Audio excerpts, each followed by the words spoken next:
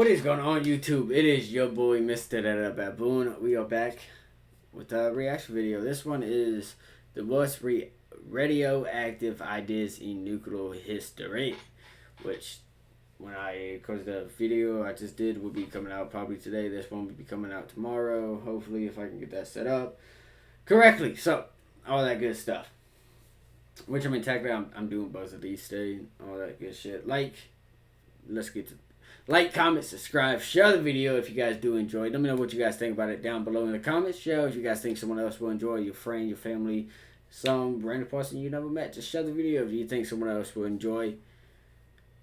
Anything else, I'll be smoking in this video, hit on my car, shit like that. So, heads up on that. And it won't be until like at least 2-5 minutes into the video, who knows. Check the description. I will have the link for the video we are reacting to, the link for Blue Jay's channel down below in the description as well. All that good stuff. Let me know how you guys are doing today. Let me know everything. You know what well, not everything, because that just kind of would. So let me know how you guys are doing. Let me know if there's anything for the video you guys want to talk about. Stuff like that. I think that's about it. Yeah. So let's kind of get to this, shall we? Reaction. Bell, the Swedish inventor responsible for the creation of the world's... Listen, I'm gonna like the video because I know it's gonna be a banger. It's Blue Jay. His animations are great. Everything. I'm excited. Most peaceful award. And dynamite. And now, our little Nobel here was a pacifist, and he intended his exciting invention to be used for construction and mining. But little did our Swede know that when a world leader hears of a device capable of curing an object's need of a violent dismemberment, there are a few things higher up on the to-do list than rocks. Yeah, they're fantastic for breaking apart large rocks in mines. So, how much can I put you down for? German whisper, German whisper, German whisper. 50,000 kilos. Wow, got a lot of mining operations in Germany, huh? Actually, these mines are in France. At the end of the day, dynamite found most of its uses on the front lines of war. But while it ultimately wasn't popular for what Nobel intended, at least it retained its core concept of moving large rocks. They were just more pointed. Stories like this aren't exclusive to Alfred Nobel, however. There are a plethora of examples of breakthroughs in science and technology finding uses outside of their original intent, and the discovery of radiation, nukes, and atomic energy are no exception. So sit back and crack open a Nuka-Cola, because today we're talking about some of my favorite nuclear applications in history.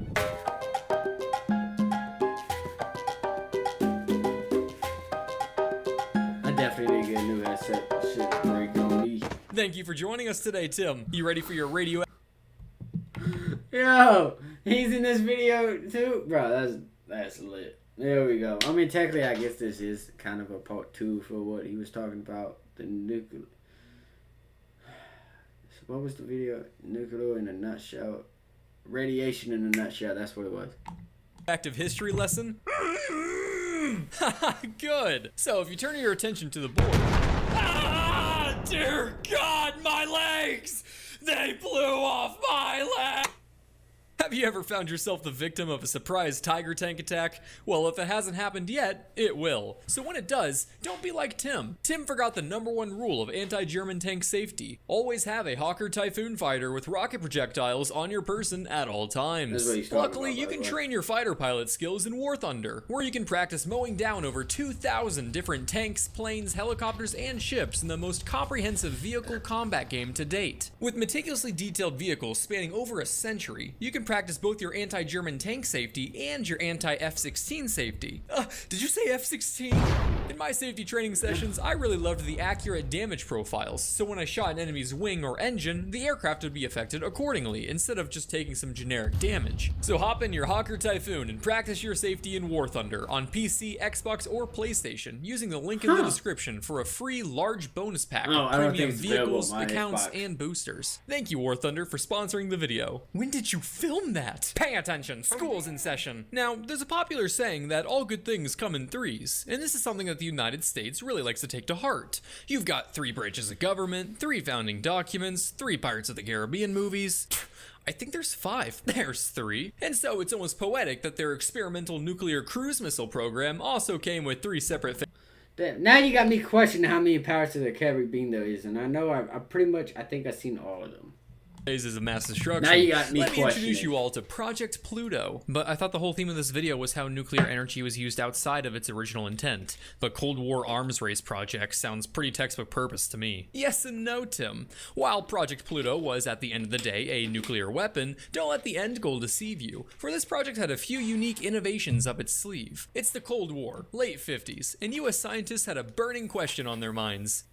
How do you make a nuclear missile more nuclear? Sure, you got the nuclear warhead, but that was delivered by thrusters powered by all this weak, conventional rocket fuel. No. What we really need is a nuclear-powered nuclear weapon. Thus, Project Pluto was born. This here is a ramjet engine, which uses forward motion to ram cold air inside, heat it up, and then use the resulting expansion to thrust the engine forward. This process requires a source of heat, which comes from burning of fuel. But luckily, ripping apart atoms with subatomic particles is also a rather toasty process. So the idea is to stick an unshielded nuclear reactor inside a cruise missile to power a ramjet capable of delivering an extra nuclear present to their Soviet comrades. Welcome to the facility.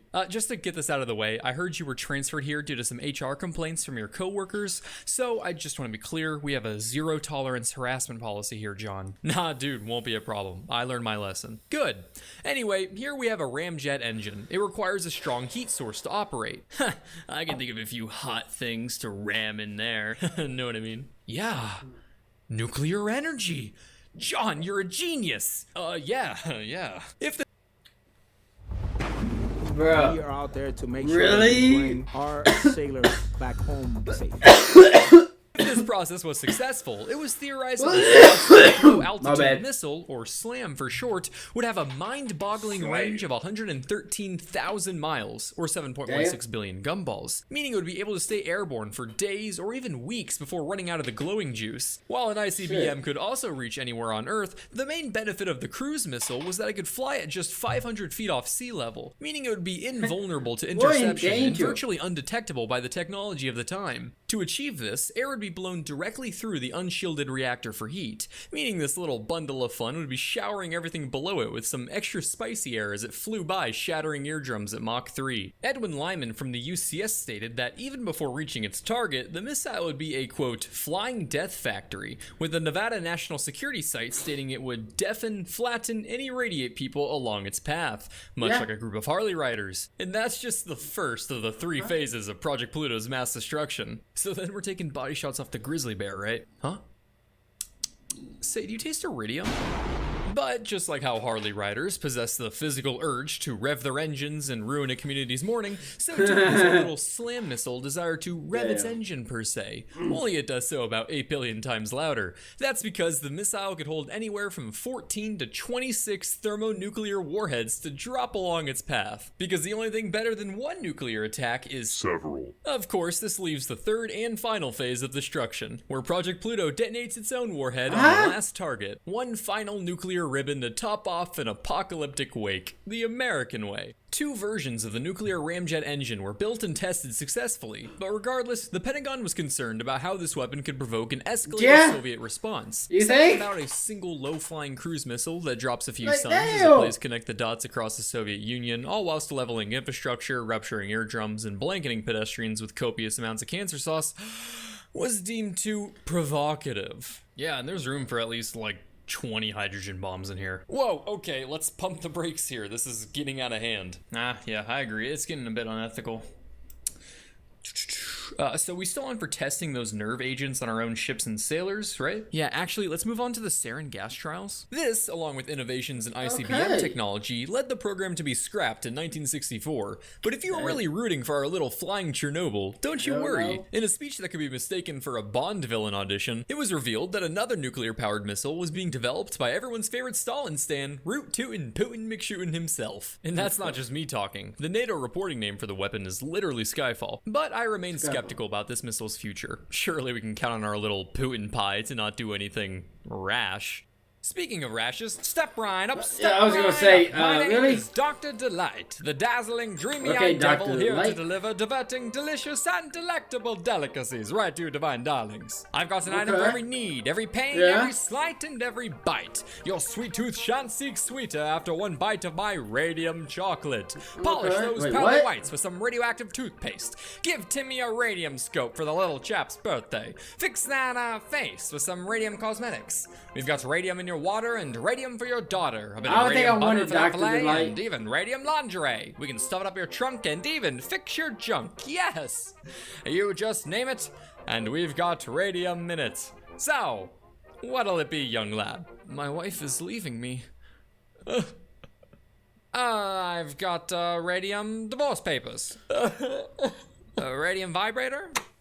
What? It was just getting good. We can stuff it up your trunk? We can't air this. No, what's wrong with it? It's got pizzazz, character, It has sex pizzazz. appeal. Are you supposed to be doing a history video? Oh shit, that's right. Radium. Discovered in 1998 by the unstoppable French power couple, Marie and Pierre Curie, radium is a metallic element that can be found naturally inside of uranium ore and also appears in minuscule amounts in virtually all rocks, soils, waters, plants, and animals. It was quite an exciting metal that took the world by storm in the early 20th century due to its new and practically magical property, radioactivity. Radiation was a new phenomenon at the time, captivating the public who were unaware of its dangers and instead saw it as this promising and powerful force. Not only did radium give off this new force, but it also glowed really cool, so it began to find itself marketed in all sorts of products, from foods to cosmetics to suppositories, all claiming it had mystical healing properties. This promotion of fraudulent medical pseudoscience is known as radioactive quackery, which is just an adorable name. Radium was pretty much the early 20th century equivalent of healing crystals, only instead of getting laughed at and told to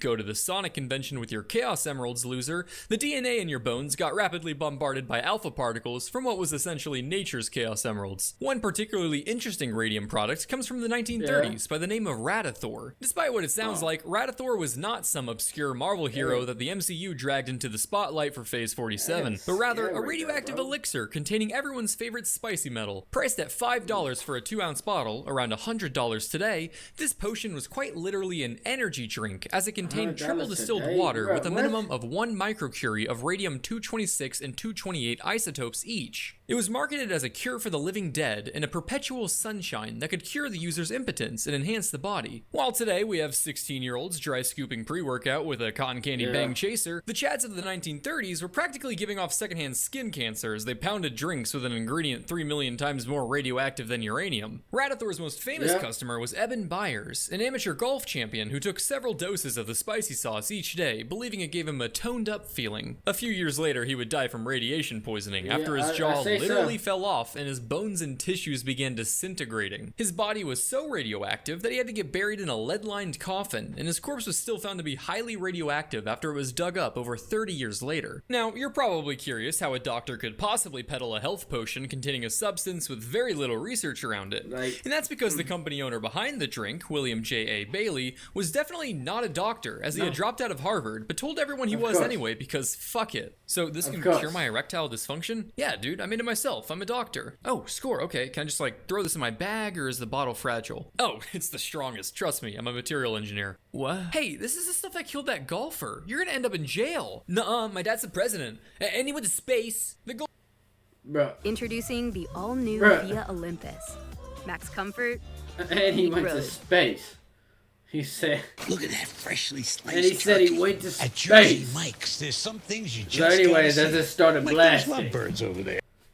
The golfer's death led to the demise of many other patents on radiation-based medication as the FDA tightened its restrictions. But don't you worry, there are plenty other non-medicine-based radium products to be sold, such as perhaps my favorite and yet another miracle invention by our lovely William J.A. Bailey, the Radiandoctrinator. Priced at up to 1,000 buckaroos, the device consisted of small pieces of paper coated with radium sulfate and stuffed into a credit card-sized metal case with a mesh window. This atomic credit card was touted as the last word in scientific manufacture and was advertised for a variety of uses, such as directing men to put it under their scrotum at night and to, quote, radiate as directed. Now, I know what you're thinking, but what if I roll over and my jingle bells don't get the full dose? Don't you worry, champ. It came complete with its own special jockstrap to roast them chestnuts overnight. William Bailey would go on to die from bladder cancer in 1949. But perhaps in another timeline, his radioactive quackery would have actually yielded some results. Huh? Like that? That's a dumb invention. Like, Let's take a quick break from talking about history, thank God, and talk about some modern news. No! Back in 2021, there was a peculiar trend of people getting stuck in things. You had people stuck indoors due to physical illness, laundry machines due to mental illness, or the Suez Canal due to comedic incompetence. March of 2021 saw a quarter-mile-long cargo ship jam itself into the Suez Canal, blocking passage. And while the world's economy took a massive hit, the meme economy couldn't have been healthier. But unfortunately, humor isn't as valuable to the world's leaders as real money, something I plan on changing once I'm elected. So plans have been made to widen the Suez Canal to prevent future blockages. But wouldn't it have been much nicer if we had already had a solution to this problem implemented in the first place? Back in 1963, a United States proposal was considered that would have done just that, pitching the idea to build an alternative to the Suez Canal through the Negev Desert in Israel. However, the 160-mile long canal would have been astronomically expensive to dig with the excavation methods of the time. But, as luck would have it, the world had just invented some fun new toys that were excellent in making big holes. There's no way we could dig all that. We'd never get the budget. Yeah, I mean, if only we could just, like, nuke our way across it. oh God. What are you doing? Jim, no. Like a preteen getting their first taste of power in Minecraft creative mode, the plan was to explode a long line of bombs across the desert to dig a Suez alternative canal. To do this, the US would need to use 520 nuclear bombs throughout Israel to excavate the required amount of earth at a ballpark cost of only $575 million. The paper described itself as a crude preliminary investigation, in that using these little nuclear excavators appears to be within the range of technological feasibility. Which doesn't sound all that confident of an assessment. More like some scientist who used to blow up mailboxes with firecrackers as a kid thought, it go boom, and then gone. The project would have sought to use nukes only throughout the unpopulated desert wasteland portions of the canal, where radiation wouldn't be a threat to people. You know, probably. However, while this idea would have been strategically valuable and eliminated the Suez monopoly on shipping passage, it never got past the proposal stage. This is likely because the paper avoided one big elephant in the room, with itself stating, another problem which has not been considered is that of political feasibility. You know, whether or not the most politically tense portion of the Middle East would be open to the idea of 1,000 nuclear firecrackers in their backyard. Yeah, so we'd use 4 2-megaton nukes for every mile along this part. What? I said we'd use 4 2-megaton. Now, if we back ourselves up a little bit to note the first sentence of the memorandum, it reads, another interesting application of nuclear excavations. Another?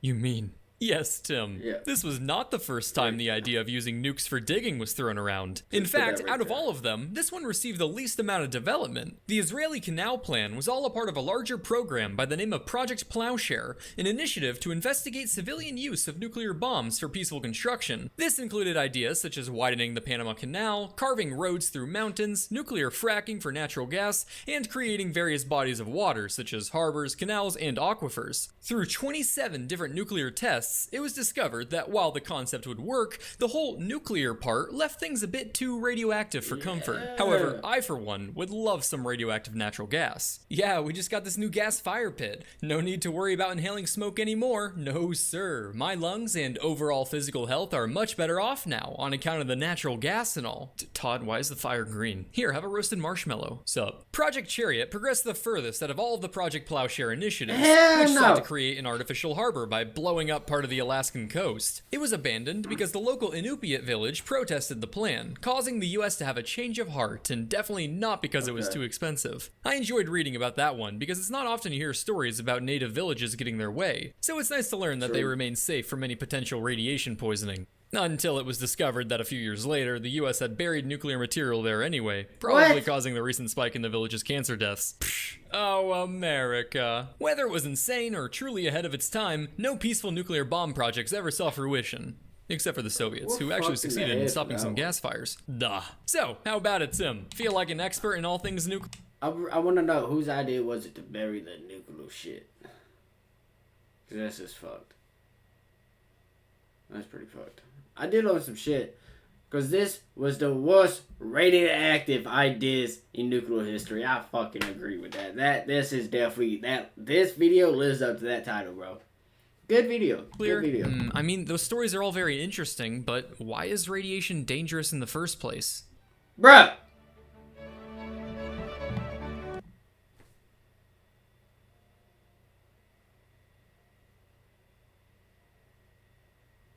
I think I've seen that. Yeah, I think we did that one. Yeah. So, that's it for the video. You guys stay safe. Positivity is key. Motivation is key. Happiness is key. You guys watch out for each other. Definitely a crazy world out there. Stay safe. Watch each other's back. I'll see you guys in the next video.